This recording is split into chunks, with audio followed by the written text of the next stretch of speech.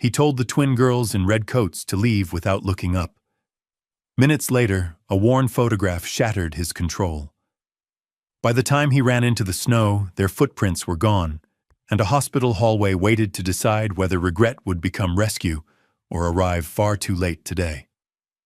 Snow fell in long, quiet lines along the Boston waterfront, softening the sharp edges of the city. Harbor Point Financial Tower rose from the frozen pavement, like a sheet of glass cut from the sky, clean, cold, untouchable. Two small figures moved toward it. Ava Lane walked first. She was 7, her posture straight, despite the weight of the red coat hanging loosely from her shoulders. Her gloved hand gripped her sister's sleeve with calm insistence. Not fear, focus. Noelle followed half a step behind. Same coat, same boots, same careful rhythm. She counted her breaths the way their mother had taught them on long hospital nights. 1, 2, 3. Don't rush. Don't look lost. They reached the revolving doors just as a rush of suited professionals swept inside, snow melting from their coats, voices low and important. Ava timed it perfectly. She stepped forward, pulling Noelle with her, and the glass doors swallowed them whole. Warmth wrapped around them instantly. The lobby smelled of polished stone and coffee. Marble floors reflected lights too bright for a winter morning.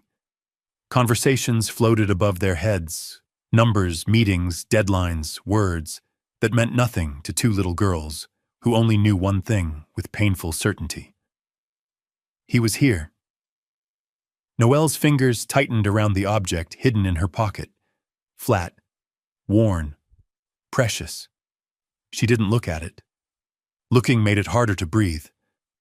Ava lifted her chin, scanning the signs the way she had practiced in her head. Letters mattered. Arrows mattered. Everything mattered today. Stay close, Ava whispered. I am Noelle, replied, barely audible. They moved forward together, red coats cutting through a sea of gray and black, two small shadows crossing a world that wasn't built for them. Outside, the snow kept falling. Inside, everything was about to change. The lobby belonged to adults who walked fast and didn't look down. A security desk stood near the elevators, clean and imposing. The guard behind it glanced up, then away, distracted by a buzzing phone and a flashing screen. The moment passed. No alarm sounded. No voice called out. Ava didn't hesitate. She guided Noelle through the open space with steady steps, slipping between rolling suitcases and swinging briefcases. To anyone watching, they looked like children who had wandered in by mistake. No one stopped them. Above them, the elevators opened and closed like quiet mouths, deciding who belonged on which floor. Ava tilted her head, reading the directory mounted on the wall. Crowstone Development Executive Floors, 41 to 47 there. Noelle swallowed. Her breath fogged faintly in the cool air near the elevator doors. What if we're wrong? She whispered. Ava shook her head once. We're not. They stepped inside just as the doors began to slide shut. Hey! A voice echoed faintly from behind them, but the doors sealed and the elevator rose smoothly, carrying them upward. The mirrored walls reflected two small faces that looked older than 7 should. Noelle pressed her back against the glass, her red coat too thin for the weather outside, her eyes fixed on the glowing numbers climbing higher. Ava stood in the center, feet planted as if anchoring them to the floor. She didn't understand elevators. She only understood this up meant closer. The hum of the machinery filled the space, steady and calm like breathing. Noelle slipped her hand into Ava's, and Ava squeezed back without looking. If anything happens, their mother's voice echoed softly in Ava's memory. Fragile but firm, you find him. The elevator slowed. A chime sounded. The doors slid open to a quiet, carpeted hallway where the air felt heavier, softer, and far more dangerous. Ava stepped out first. The executive floor felt nothing like the lobby. The carpet muted their footsteps, swallowing sound and making the space feel unreal, as if they had stepped into a place where noise wasn't allowed. Framed photographs lined the walls, glass towers, luxury developments, skylines glowing at sunset. Everything here looked permanent. They were not. Ava walked quickly, following the signs with sharp focus. She had memorized them from the directory, repeating the words in her head like a spell. Crowstone, corner office, end of the hall. Noelle stayed close, her fingers still curled around the object in her pocket. The edges had softened over time, bent by too many nights being held in small hands. She thought of their mother's face, pale against white pillows, her voice quieter each day. "He'll understand," she had said, "even if he doesn't want to." They reached the end of the hallway. One door stood open. Inside, a man sat behind a wide desk, his attention locked onto neatly stacked papers spread in perfect order. His suit was dark and immaculate. His posture was rigid, controlled, as if the world bent to his schedule. Julian Crow. Ava took one step inside. The sound was small, almost nothing. It was enough. Julian looked up sharply, irritation already forming as his eyes searched for the interruption. His gaze landed on two little girls standing in the doorway. Red coats bright against steel glass and polished wood. For a single heartbeat, something flickered behind his eyes. Recognition. Or the ghost of it. "What is this?" he demanded, already rising from his chair. "Who let you in here?" Ava opened her mouth. No sound came out. Footsteps echoed in the hallway behind them. The moment fractured. And without knowing it, Julian Crow was about to make the worst decision of his life. Julian Crow did not like surprises. His days were built on precision meetings that started on time, decisions made cleanly, problems removed before they became visible. Children were not part of that system, especially not two of them standing silently in the doorway of his office like a mistake someone else had made. "Who let you in here?" he asked sharply. His voice wasn't loud. It didn't need to be. Ava stood straighter, though her legs felt suddenly too light. She had practiced this moment 100 times in her head. The words were simple. Just say them. Just say his name. But her throat closed around the sound. Noelle lifted her hand slightly, unsure whether she was offering something or asking for balance. Julian's gaze flicked past them toward the hallway. He exhaled once, controlled and impatient. "This is a security failure," he said, already reaching for the phone on his desk. "You shouldn't be here." Footsteps echoed closer. Ava swallowed. Sir Julian raised a hand, cutting the air between them. "No." The word landed heavy. "Children don't belong here," he said, colder now. "Take them out. Now." Noelle's hand fell back to her side. Neither girl cried. They simply looked at him, blue eyes steady, unblinking, holding something Julian didn't recognize and didn't have time to name. For a fraction of a second, discomfort stirred in his chest. He ignored it. Security appeared at the door, professional and apologetic.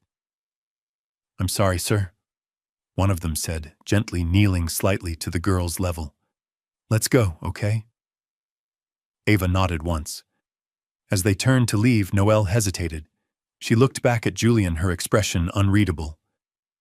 "Mom said you wouldn't look at us," she said quietly. Then she followed her sister out. The door closed. Silence rushed back into the room, neat and obedient. Julian rubbed his temples, already erasing the interruption from his mind. He turned back to his desk and froze. A photograph lay near the edge of Julian's desk. It hadn't been there before. He was certain of that. Julian stared at it, his mind scrambling for a rational explanation. Maybe one of the assistants had left it. Maybe it belonged to a file. Maybe his hand moved before his thoughts caught up. The paper was warm, worn at the corners, soft from being held too often. The woman smiling back at him wasn't a corporate headshot or a gala image. There was no polish in her expression, no practiced angle. Just warmth. Familiar. Dangerous. Marisol. The name formed in his chest like a blow. Julian's breath left him all at once. Memories surged without permission. Marisol laughing in his kitchen when he burned dinner. Marisol standing in a doorway late at night asking if work would always come first. Marisol walking away with one suitcase and a look he had never been able to forget. His eyes snapped to the door. Two little girls. Red coats. Blue eyes. No, he muttered the word thin and useless. Julian straightened abruptly, pressing the intercom button harder than necessary. "Security," he said, his voice steady despite the sudden rush of heat in his veins. "Lock the exits. I want the two children who were just here brought back immediately." A pause crackled through the speaker. "Sir, they've already exited the building." The room tilted. Julian released the button and stood pacing the polished floor. "Find them," he said, sharper now. "They're minors, alone in this weather." The truth pulsed beneath the orders, beneath the authority. If he was wrong, he needed to know. And if he was right, his phone buzzed. He ignored it. Outside the glass walls, snow fell harder, erasing footprints as quickly as they were made. Julian grabbed his coat and moved for the door. For the first time in years, control slipped through his fingers. The cold hit Julian like a slap as he burst out onto the plaza. Snow swirled sideways, now pushed by sharp winter wind off the harbor. People hurried past with heads down, collars pulled high, unaware that something fragile was unfolding just beyond their notice. Julian scanned the crowd. Nothing. His chest tightened. Then there. Two red coats near the curb, impossibly still against the gray city. Ava stood facing the street, shoulders squared. Noelle sat on the low concrete edge, her hands folded tightly in her lap. Julian slowed his steps. Up close, they looked smaller than they had in his office. The confidence was gone, replaced by exhaustion and quiet resolve. He stopped a few feet away, lowering himself slightly so he wasn't towering over them. "Ava," he said carefully, testing the name as if it might shatter. Her head lifted, then Noelle's. They weren't surprised. "You came," Ava said. "Not relief, not gratitude, just fact." Julian swallowed. "You shouldn't be out here alone," he said. "It's not safe." Noelle tilted her head. "You told us to leave." The truth landed cleanly. Julian nodded once. "I did," he admitted. "I was wrong." Snow gathered on his shoulders. He didn't brush it away. "Did you see the picture?" Ava asked. "Yes," he said quietly. "Your mother." Marisol Noelle's gaze dropped to the ground. "She said you would know what it meant." Julian crouched lower, close enough now to feel the cold radiating from their coats. He slipped off his own and gently draped it around Noelle's shoulders. She stiffened, then slowly pulled it closer. "Where is she?" he asked, though dread already twisted in his stomach. Ava met his eyes. "She's in the hospital," she said. "She's very sick." The city seemed to fade. "Can you take us to her?" Ava asked. Julian didn't hesitate. "Yes," he said. "Right now." And as they stood together in the falling snow, something irreversible began. The hospital doors slid open with a soft, mechanical sigh, releasing a wash of warm air that made Noelle shiver. Julian guided them inside his hand, hovering close but not gripping, careful not to rush what little control the girls still held. The scent of antiseptic replaced snow and exhaust. The noise changed too, no shouting, no urgency, just the steady hum of machines and footsteps that knew exactly where they were going. This world did not care who you were. Ava moved with quiet purpose, turning corners without hesitation. Julian noticed it immediately. "You've been here before," he said gently. "Yes," Ava replied. "Every day." Noelle stayed close to his side now, her shoulder brushing his leg, as if checking that he was still real. Julian slowed his pace to match hers. They stopped outside a door left slightly open. Ava's hand tightened around his sleeve. "She's tired today," she whispered. When she's tired, she talks slower. Julian nodded, though his throat felt too tight to answer. Inside, Marisol lay in a narrow hospital bed, smaller than he remembered, her dark hair thinner against white pillows. Tubes traced quiet lines across her body. The machines beside her breathed softly, patient and unbothered. For a moment, she didn't notice them. Then Ava stepped forward. "Mom," she said softly. Marisol's eyes shifted, focused, and when they landed on the twins, something fragile and radiant crossed her face. "My brave girls," she whispered, a smile trembling into place. Noelle hurried to her side, careful not to bump the bed, taking her mother's hand in both of hers. Ava climbed onto the chair beside her, pressing close. Only then did Marisol's gaze lift. It found Julian. Recognition flickered. Surprise followed. Then understanding. So Marisol said quietly, her voice weak but steady, "You finally looked down." Julian stopped at the foot of the bed. For the first time in years, words abandoned him completely. The room felt smaller with all of them inside it. Julian stood stiffly, hands clenched at his sides, unsure where to place himself in a space shaped by illness and history. The twins watched him closely, not with fear, but with careful attention, as if measuring something they couldn't yet name. "I hoped," Marisol said softly, "that we wouldn't meet like this." Julian swallowed. "I didn't know," he said. The words sounded thin even to him. "If I had, you would have tried to fix it," Marisol interrupted gently. "And some things can't be fixed." Silence settled heavy, but not cruel. Ava rested her hand protectively on her mother's arm. Noelle leaned closer, listening even when she pretended not to. "I didn't want them waiting," Marisol continued. "Waiting for someone who might never show up." Julian felt the weight of it land fully. "Why send them now?" he asked, his voice low. Marisol's gaze shifted to the girls. "Because I'm running out of time," she said simply, "and because they deserve more than silence." Noelle looked up. "Are you mad at him?" she asked her mother. Marisol smiled faintly. "No. I'm tired." Julian stepped closer, lowering himself into the chair beside the bed. "I can't change what I didn't know," he said carefully. "But I'm here now." Marisol studied him, searching beneath the suit, beneath the authority. "I don't need promises for myself," she said. "I need one for them." Julian followed her gaze to the twins. Two small lives shaped by long nights, and whispered courage. "They won't be alone," he said without hesitation. "Not now. Not ever." Ava's shoulders eased slightly. Noelle exhaled a breath she seemed to have been holding for years. A nurse appeared quietly at the door. "She needs to rest," she said gently. Ava nodded immediately.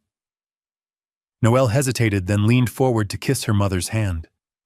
"We'll be back," she whispered. As they stepped into the hallway, Julian felt something settle in his chest. Staying was no longer a question. The waiting area was lined with vinyl chairs and muted lights that buzzed too softly to notice, unless you were listening for something to break the silence. Ava sat upright, hands folded neatly in her lap, eyes fixed on the far wall. Noelle swung her legs slowly, the adrenaline fading now that there was nothing left to do but wait. Julian sat between them, unsure what to do with his hands. Noelle solved that for him. She reached out and slipped her fingers into his, tentative at first, then firm. Ava followed a moment later, her grip lighter but deliberate. "She gets scared when the machines get louder," Ava said quietly. "She doesn't like that sound." Julian nodded. "I know," he replied, though he hadn't until now. Noelle looked up at him. "Are you scared?" He considered the question honestly. "Yes," he said. "Very." She seemed satisfied with that answer. Time stretched, nurses passed, shoes squeaked softly against polished floors. Somewhere down the corridor, a machine beeped steadily, indifferent. "When I was younger," Julian said at last, "I thought building things meant making them strong enough that nothing could break them." Ava glanced at him. "Did it work?" He shook his head. "No." Noelle leaned against his arm, her head resting there as if it belonged. The simple weight of her felt heavier than any contract he had ever signed. "I don't know how to do this perfectly," Julian said quietly. "I'll make mistakes." Ava met his eyes, serious. "Everyone does." "Yes," he agreed. "But I will stay." The words stayed between them, plain, unpolished, real. A nurse appeared again, her expression gentle but unreadable. "She's awake," she said, "but only for a little while." Ava stood immediately. Noelle squeezed Julian's hand before letting go. "Don't go away," she said. Julian rose with them. "I'm right here." And for the first time, the girls believed him. They followed the nurse back down the corridor. The hospital lights seemed harsher now, reflecting off white walls and polished floors. Ava walked quickly, as if speed alone could hold time in place. Noelle stayed close to Julian's side, her fingers brushing his sleeve every few steps, a silent check. The door to Marisol's room stood open. Inside, the machines were louder. Not alarming, just different. Sharper, more insistent. Julian felt it immediately, the way instinct sometimes spoke before reason could. He slowed his hand, lifting slightly, as if to stop the moment from tipping too far forward. A nurse stepped in front of them gently. "Just a second," she said, calm but firm. "She needs a moment." Julian froze. Too late. The words echoed in his head without being spoken. Ava's face drained of color. She didn't cry. She didn't ask questions. She simply stood there, shoulders tight, eyes locked on the door. Noelle leaned closer to Julian. "She's still breathing," she whispered, as if sharing a secret. "That means it's okay." The nurse glanced down at her, then back at the monitors inside. After a beat, she nodded. "Yes," she said softly. "It does." They were allowed in. Marisol's eyes were open, unfocused at first, her breathing shallow but steady. Ava moved to her side, immediately taking her hand. Noelle followed, climbing carefully onto the chair she always used. Julian stayed back, unsure where he belonged in this moment, balanced between then and now. "Mom," Ava said quietly. Marisol's gaze shifted, recognition flickering like a candle refusing to go out. Her fingers tightened weakly around Ava's. "I'm here," Ava whispered. "We're both here." Marisol smiled faintly. Her eyes moved, searching. They found Julian. For a long moment she said nothing. Then softly, "You came." Julian stepped forward. "I'm sorry," he said, the words rough, inadequate. "I didn't know. I swear I didn't know." Marisol watched him, not accusing, not forgiving, just seeing. "I know," she said. "That's why this hurts." The machines hummed on. Time for the moment stayed. Julian sat in the chair beside the bed, now close enough to hear Marisol's breathing change with every effort. The twins stayed near her, instinctively aware that this time was different. Ava didn't let go of her mother's hand. Noelle rested her forehead briefly against the mattress, eyes closed as if memorizing the warmth. "You shouldn't feel guilty," Marisol said quietly. "Guilt is heavy. It makes people disappear." Julian looked up sharply. "I won't," he said. "Not again." Marisol's lips curved faintly. "I need to hear something," she continued. "And I need it to be honest." The room seemed to hold its breath. "When I'm gone," she said, "they won't be easy." Noelle opened her eyes. Ava stiffened. "They'll be angry," Marisol went on gently. "Confused. Some days they'll push you away. Other days they'll cling so tightly it hurts." Julian nodded once. "I know." "Do you?" Marisol asked, meeting his eyes. "Because choosing them on good days isn't the hard part." Julian didn't look away. "Yes," he said. "I will choose them when it's hard." Ava's grip tightened on her mother's hand. Noelle lifted her head, watching Julian closely. "Even if we don't talk to you?" she asked. "Even then," Julian replied. "Even if we say mean things?" she pressed. "Yes." Marisol exhaled slowly, relief softening her tired features. "That's all I needed," she whispered. A nurse appeared quietly at the door again. She needs rest, she said. Real rest. Ava nodded, swallowing. Noelle hesitated, then leaned forward to kiss her mother's cheek.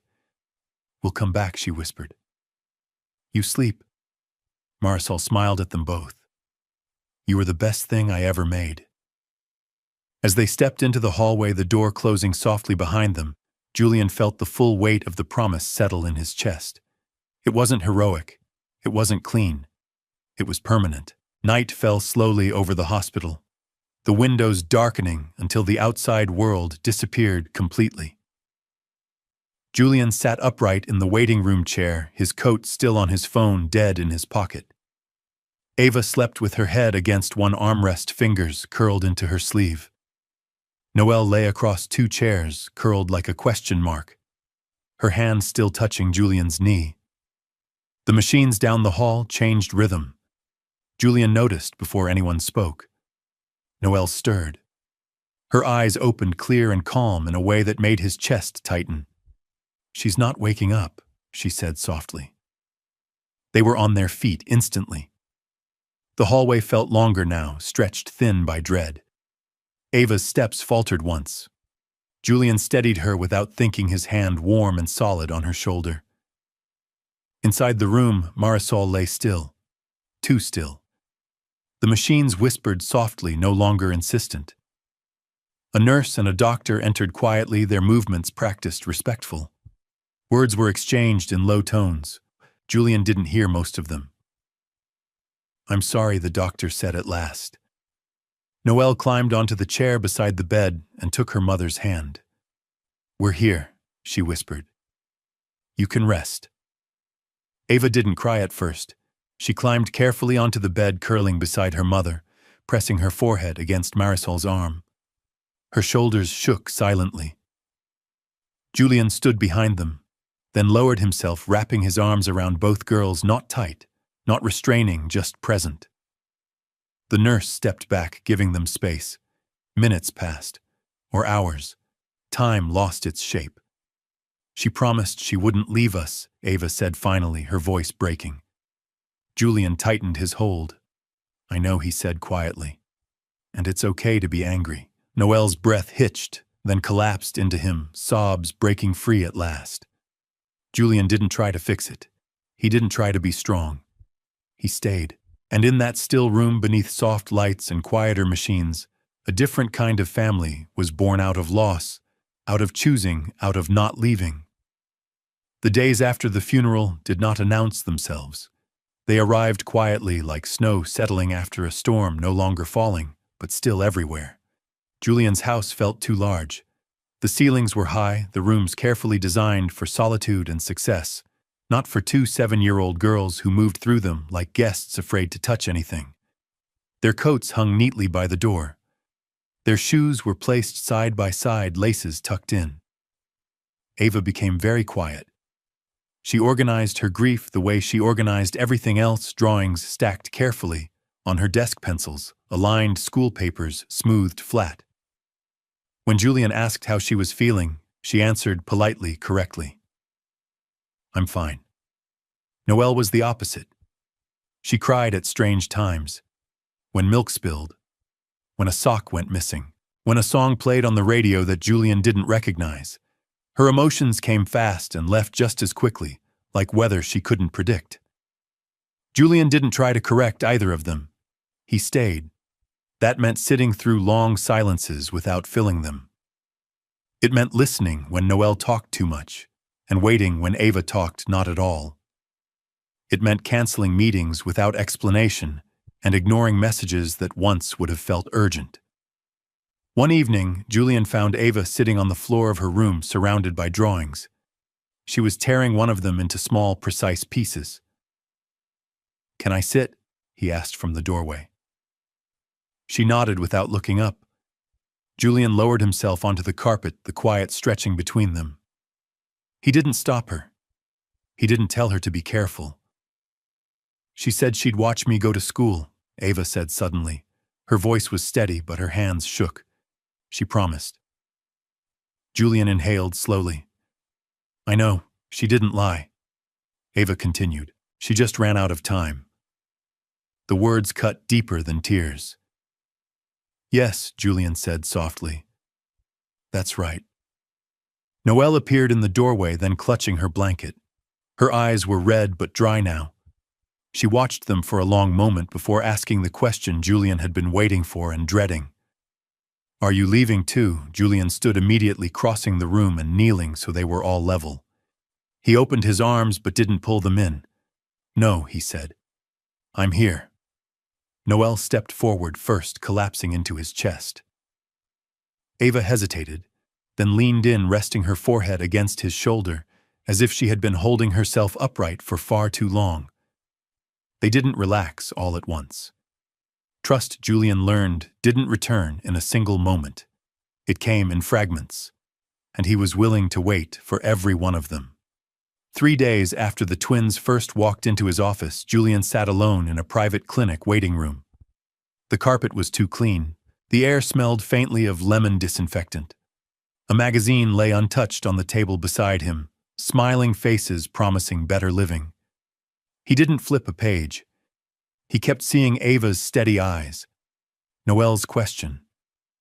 "Are you leaving too?" A nurse called his name. Julian followed her down a narrow hallway into a small, brightly lit office. The process was simple, clinical, almost insulting in its efficiency. A swab, a form, a signature. This was the kind of verification Julian had used for billion-dollar deals, the kind that had never made his hands shake before. Afterward, he sat in his car with the engine off, staring through the windshield at a sky the color of wet concrete. If the results were negative, he could tell himself this was fate, cruel, yes, but final. He could stay help support, then eventually step back. But if they were positive, every missed birthday, every scraped knee, every whispered "Mom, I'm scared," spoken into the dark without him. Later that day, he returned to the hospital to see Marisol's empty room, now cleaned and reset for someone else. The finality of it pressed in on him harder than the machines ever had. The call came the next morning. Julian didn't answer it at first. He stood at the kitchen counter watching Ava pack her school bag with careful concentration, while Noelle hummed softly, coloring at the table. He stepped outside to take the call. The voice on the other end was neutral. Professional. Probability of paternity 99%. Julian closed his eyes. The city noise faded. The air left his lungs. 6 years. 6 years of lives lived without him. When he went back inside, the girls looked up at him instinctively. "I need to tell you something important," he said gently. Ava straightened. Noelle stilled. Julian crouched in front of them, choosing his words carefully, not because biology mattered more than presence, but because truth mattered. "I'm part of your family," he said. "I didn't know before, but I know now." Ava studied his face. "Are you staying?" Noelle whispered. "For real," Julian nodded. "For real." Something in Ava's shoulders eased. Noelle smiled faintly, like someone testing ice before stepping fully onto it. That night, long after the girls had fallen asleep, Julian stood in the hallway between their rooms, listening to the steady rhythm of their breathing. He understood now. Fatherhood wasn't something you proved once. It was something you chose again and again. Life didn't slow down after the truth was spoken. If anything, it became heavier, denser with meaning.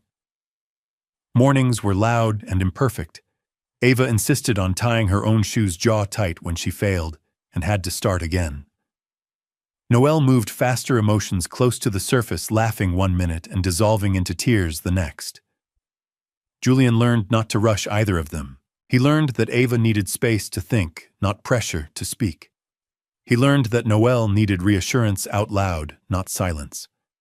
One night, long after the house had gone quiet, Julian found Ava sitting on the floor of her room, staring at the wall. "Do you ever wish we weren't here?" she asked suddenly. The question was quiet, dangerous. No, Julian answered immediately.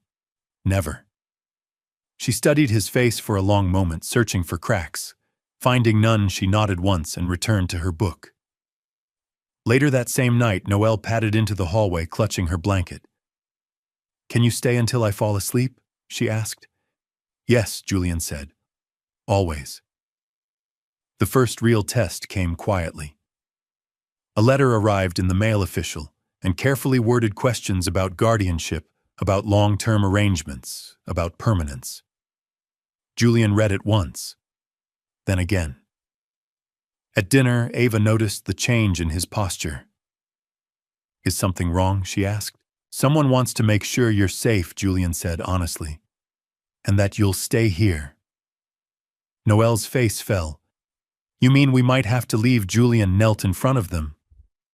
"Number one, I just need to say it out loud." "Say what?" Noelle whispered. "That I choose you," he said. "Not because I have to, because I want to." Ava considered this, then nodded. "Okay," she said. "Then we're okay." Weeks passed. Spring crept into the city, softening winter's sharp edges. The twins started school.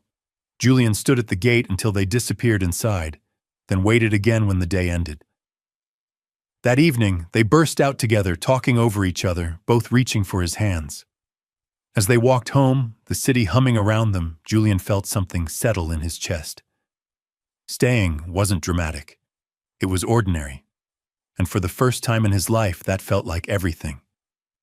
The first real snow of the new season came early, thin at first, then steady, turning Boston quiet again.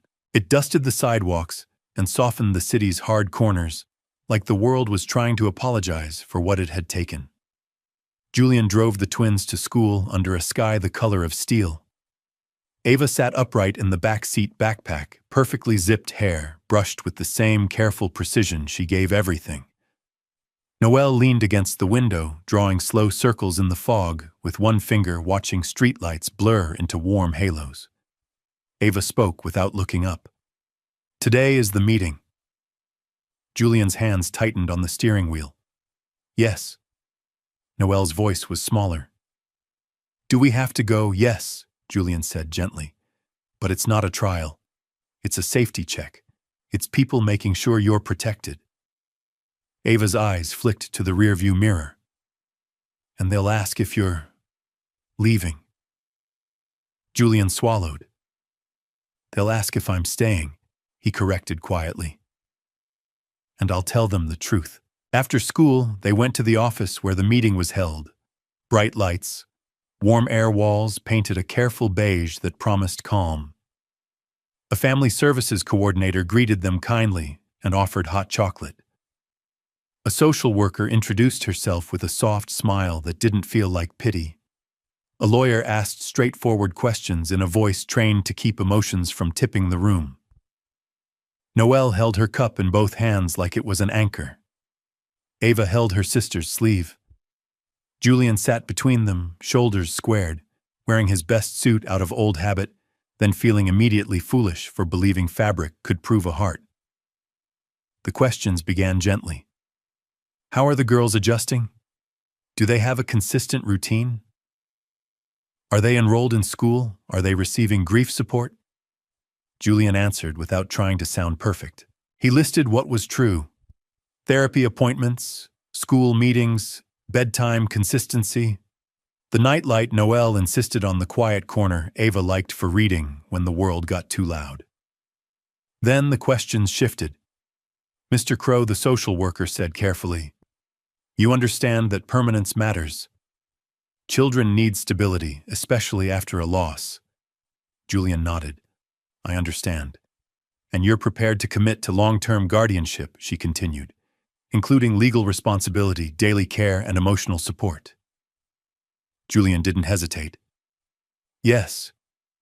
Noelle's fingers tightened around her mug. Ava watched his face with the same intensity she'd used the first time she stood in his office, small and unshakable. The room went quiet, waiting for the crack, the escape route, the careful billionaire phrasing. Julian exhaled slowly. "I spent years building things," he said.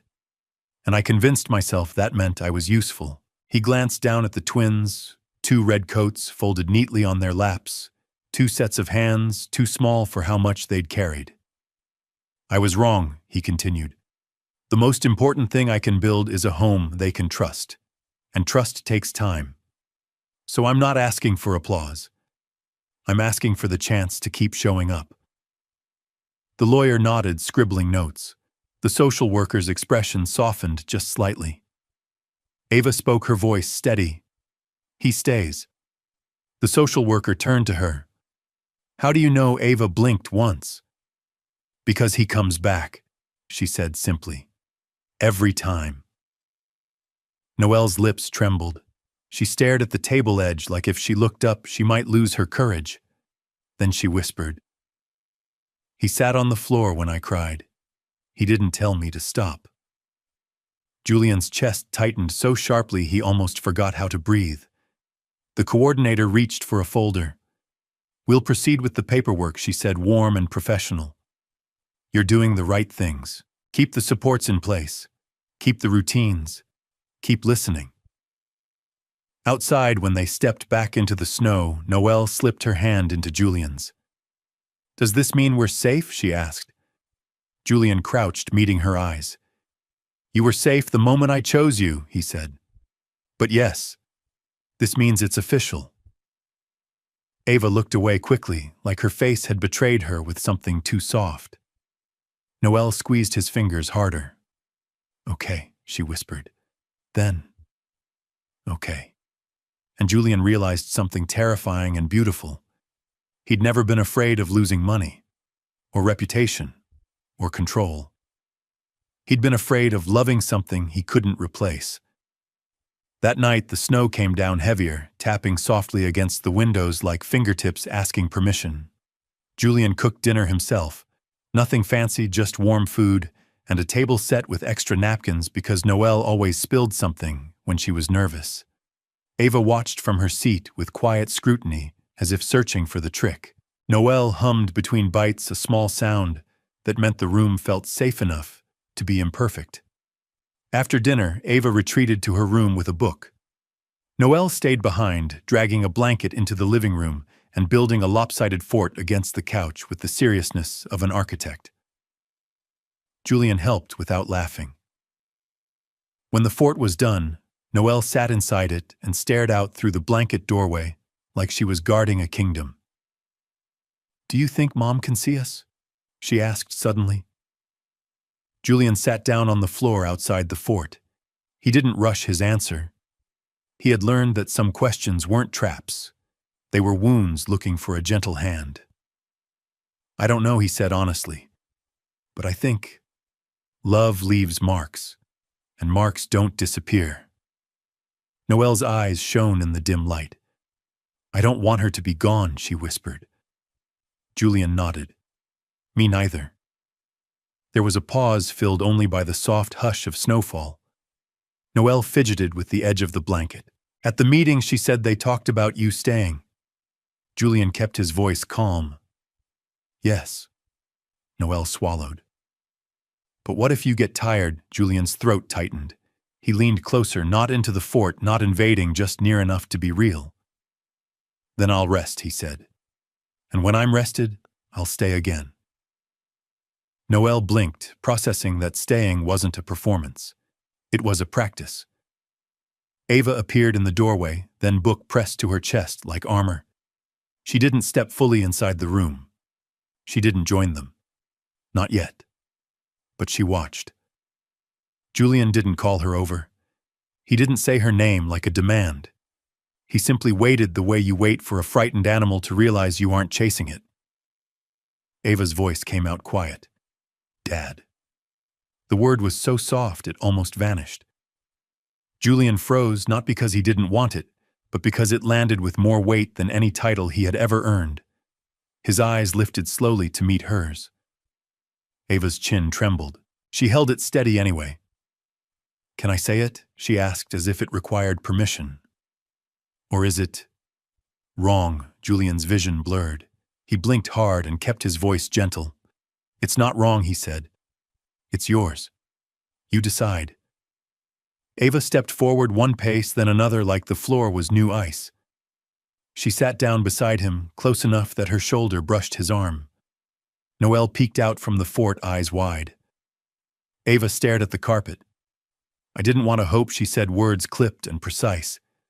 Because hoping hurts. Julian nodded. I know. And you didn't look at us. Ava continued, voice tightening. Not that day. Julian closed his eyes briefly. The memory burned. You're right, he said. I made a choice I didn't understand. Ava's fingers twisted in her sleeve. Mom said you wouldn't look, she whispered, and the sentence came back like a blade that had never stopped cutting. Julian turned slightly toward her.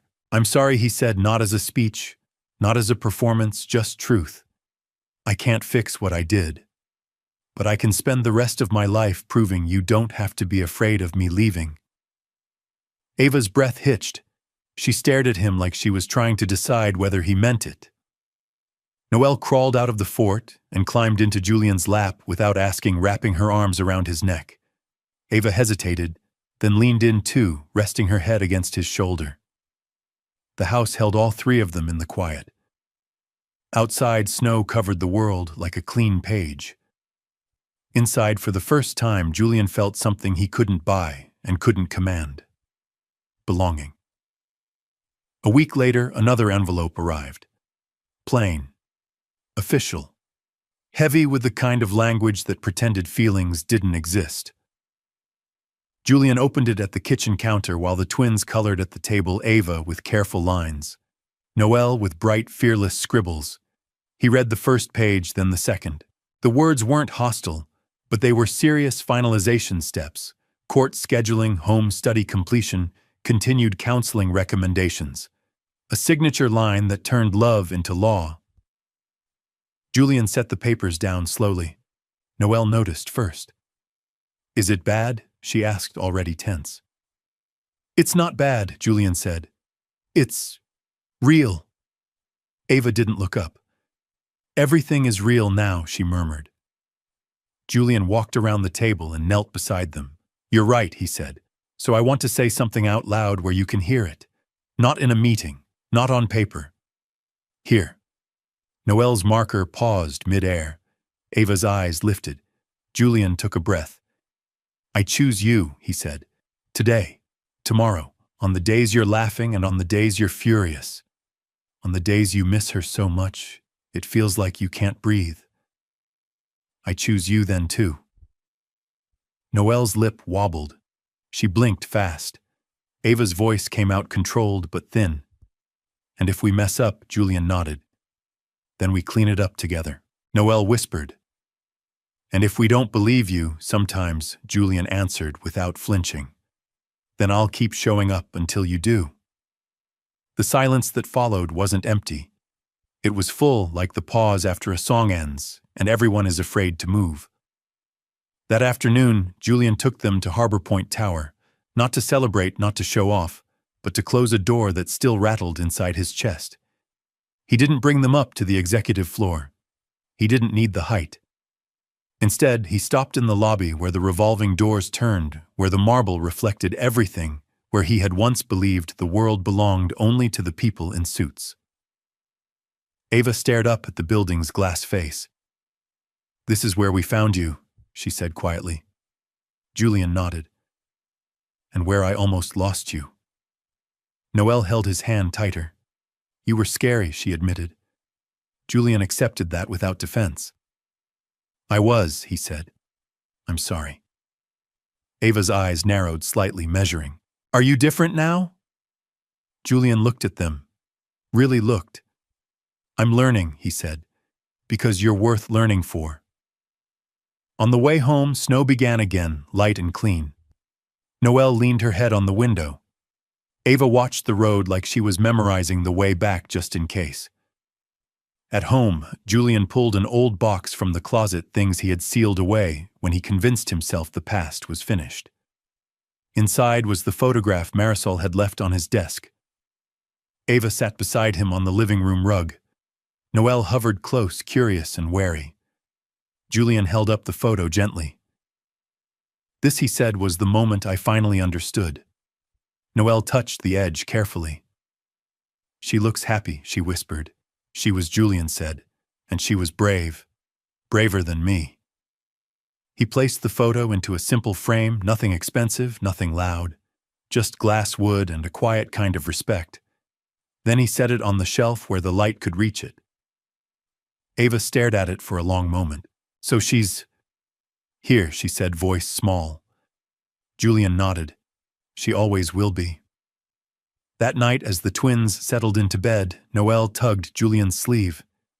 "Can you stay until I fall asleep?" she asked, as if asking again could undo everything. Julian sat on the edge of the bed. "Yes," he said. "Always yes." Ava's voice came from her pillow, barely above a whisper. "If you ever forget, we'll remind you." Julian's chest tightened in a way that wasn't pain, it was purpose. "You won't have to," he said softly. "But even if you do, I'll listen." Outside, the snow kept falling. Inside, the house was warm, and Julian Crow, who once ruled a skyline, understood the truest kind of power for the first time, not rising higher, but choosing to stay low enough to hold two small hands every single day. Life didn't transform overnight. There were no sudden bursts of joy, no dramatic turning point that erased grief. Instead, the days arrived quietly, ordinary, repetitive, and heavy with meaning. Mornings meant toast crumbs on the counter and shoes that never seemed to be where they were left. Ava moved through the routine with careful discipline, backpack zipped tight, eyes forward. Noelle moved faster, emotions closer to the surface, asking too many questions before breakfast and forgetting half of them by the door. Julian adjusted without announcing it. He learned to leave early and return earlier. He learned that Ava preferred quiet rides to school, while Noelle filled the car with observations about clouds and street signs. He learned that one twin needed space when overwhelmed, and the other needed words, lots of them. Grief showed up uninvited. Sometimes it was Ava freezing in the cereal aisle because her mother used to buy the same brand. Sometimes it was Noelle crying at bedtime because she couldn't remember Marisol's laugh clearly anymore. Julian didn't rush either moment, either. He stayed present, sitting on the kitchen floor when needed, or outside a bedroom door when space was safer. He didn't offer solutions. He offered consistency. One evening, Ava looked up from her homework. "You're still here," she said. Julian nodded. "Yes," Noelle added from the couch. "You keep staying." Julian smiled faintly. "That's the plan." It wasn't heroic, it wasn't cinematic, but somewhere inside the ordinary, between packed lunches and missed homework sheets, something solid was forming. Not happiness. Trust. Nearly a year later, winter returned. The snow fell gently this time, not sharp or demanding, but steady, like it had learned to be patient. Julian brought the twins back to Harbor Point Financial Tower on a quiet weekend morning. The building looked the same. Glass and steel, clean lines, confidence rising into the sky. But Julian felt none of the old pull. Ava stood beside him at the entrance, hands tucked into her coat pockets. Noelle leaned against his side, peering up at the revolving doors with cautious curiosity. "This is where we found you," Ava said. "And where I almost sent you away," Julian replied. Inside, the lobby buzzed softly. People noticed the girls this time. A receptionist smiled. Someone held the elevator doors open without being asked. They didn't go up. Instead, Julian knelt beside them near the center of the lobby. "I brought you here so we could leave it properly," he said. Noelle frowned. "Leave what? The part of me who didn't look?" Julian answered. Ava studied him for a long moment. Then she nodded once. That was enough. At home later that day, Julian placed the framed photograph of Marisol on the living room shelf.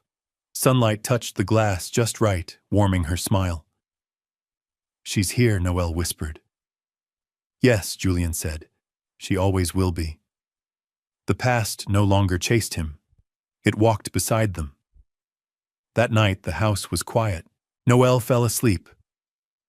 First curled against Julian's side on the couch, her breathing slow and even.